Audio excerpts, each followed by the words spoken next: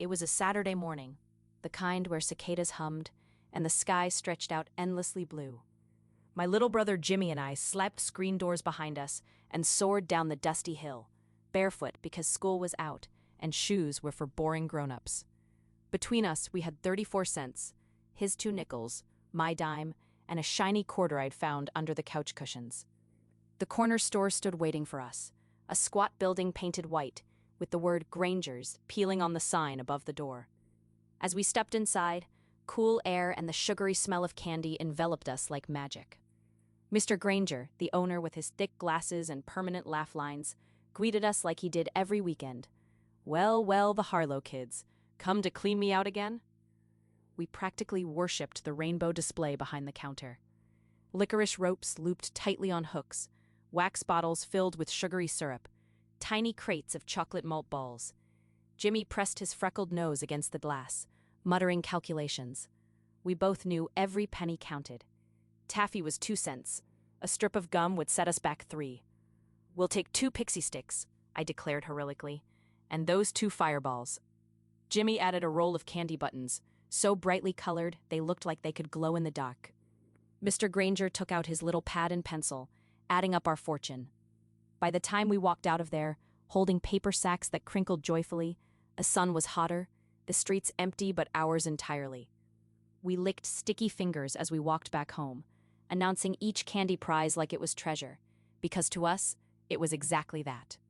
Now, whenever I hear cicadas, I swear I can still taste summertime on my tongue. Grandma had given me 15 cents for helping pull weeds the day before, and there was no doubt where it'd go. I promised to bring some back for her. She liked butterscotch discs. My best friend, Ellie, joined me, her braid bouncing as we walked the 3 blocks to O'Malley's, our town's little general store. Back then, every block felt like a mile, but somehow, with Ellie telling me jokes and pointing out cloud shapes, the walk felt exciting. We swung open the screen door to the familiar jangle of the bell. The sweet, dusty smell of the store was welcoming, like a hug we didn't even have to ask for. Rows and rows of penny candy gleamed at us, as if they knew we'd been saving up for this exact moment. Mr. O'Malley glanced up from the newspaper at the counter. "Hello, young ladies. Come for some candy loot?" he said, winking. Ellie had 12 cents, and I had my 15. We'd saved up plenty to make this count. I got candy cigarettes, even though Grandma said they weren't really ladylike, a roll of root beer barrels, and of course, a little bag of butterscotch discs for her. Ellie added some flying saucer wafers to the haul. We walked slower on the way home, peeling wax paper off root beer barrels and popping them in our mouths. The warm July air buzzed around us, and the weight of our paper bags felt just right in our hands. When I gave Grandma her butterscotch, her smile made me feel like I'd bought her gold. I smile now when I see butterscotch candies. They hold the taste of growing up and little street corner adventures. Reese's wasn't on a corner exactly. It was more like a shack at the end of Wilson's Meadow, but to us, Reese's was the world. Mr. Reese ran it, the slowest man on earth according to Tommy, but everyone liked him. His shelves weren't fancy, but they held all you really needed: jars of sweet pickles, penny candy, and the occasional fresh loaf of bread. We had a combined treasure, 27 cents.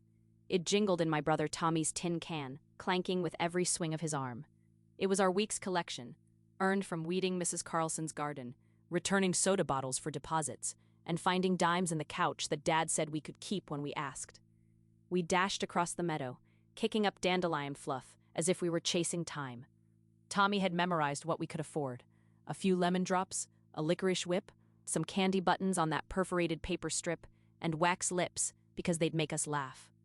When we finally arrived, the door creaked in welcome, and there was Mr. Reese behind the counter, trimming his nails and humming some tune we didn't know. He always let us take our time. I remember his shop smelled like a mix of wood shavings and molasses. Tommy bought the candy, I handed over the coins, and we left richer than we came. Back in the meadow, we split it all up. 1 wax slip each, half a whip. Tommy claimed the longest piece, of course, and plenty of buttons to share. The day sunk lower as we chewed and laughed, our sticky fingers stealing dandelion stems to blow more wishes into the wind. Sometimes I wonder if those meadow summers were wishes in themselves, ones that came true while we played.